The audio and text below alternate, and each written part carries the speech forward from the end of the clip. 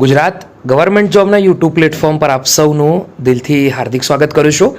વિડીયોમાં આગળ વધીશું એના પહેલાં મહત્ત્વપૂર્ણ જે અપડેટ આવી છે મહેસૂલ તલાટી ભરતીને લઈને પરીક્ષાના 15 દિવસ પહેલાં સવારમાં ખૂબ જ મોટો ધડાકો થયો છે। 1 સપ્ટેમ્બરથી ગુજરાત ગૌણ સેવા પસંદગી મંડળ ઉમેદવારોને એક મોટી ભેટ આપવા જઈ રહી છે।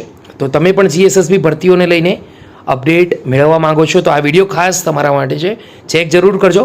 મહેસૂલ તલાટી ભરતી પરીક્ષાની તારીખમાં ખૂબ જ મોટા ફેરફાર બાબત માહિતી આવી છે। મહેસૂલ તલાટી ભરતીને લઈને જે પરીક્ષાની તારીખ જાહેર થઈ છે એના 3 થી 4 વિડીયો છે, ખાસ ચેક કરજો। દોસ્તો, ડીવાયએસની જે પરીક્ષા છે તેના 10 દિવસ પહેલાં જે મહત્ત્વપૂર્ણ નવી અપડેટ આવી છે એલઆરડી પરિણામ કટ ઓફને લઈને જે ફેરફાર થયો છે। સપ્ટેમ્બર મહિનાની અંદર જે નવી 4 મોટી ભરતીઓ આવનાર છે કાયમી, એને લઈને વિડીયો બનાવેલો છે। 1315 જગ્યાઓ પર કાયમી ભરતીઓની એક નવી ખુશખબર આવી છે અને આ ભરતી થવાની છે પોલીસ ખાતાની અંદર। દોસ્તો, વિડીયો શરૂ કરીએ એના પહેલાં આ વિડીયો જરૂરથી એકવાર ચેક કરી લેજો। વાત કરીશું આજની વિડીયોમાં નાયબ સેક્શન અધિકારી નાયબ મામલતદાર એટલે કે DYSO ભરતીની। તમને સૌને ખ્યાલ જ છે આવનારી સમયની અંદર એટલે કે આ મહિનાની અંદર જ DYSO ભરતીની પરીક્ષા યોજાનાર છે।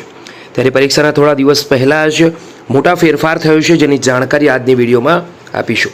સ્ક્રીન પર જીપીએસસીની ઓફિશિયલ નોટિફિકેશન અવેલેબલ છે। અમદાવાદ જિલ્લાના પરીક્ષા કેન્દ્રના એડ્રેસ એટલે કે સરનામાની અંદર ફેરફાર બાબત આ નોટિફિકેશન જેનો જાહેરાત ક્રમાંક છે 8 વર્ષ 2025-26ની ભરતી વર્ગ 3 નાયબ સેક્શન અધિકારી અને નાયબ મામલતદાર।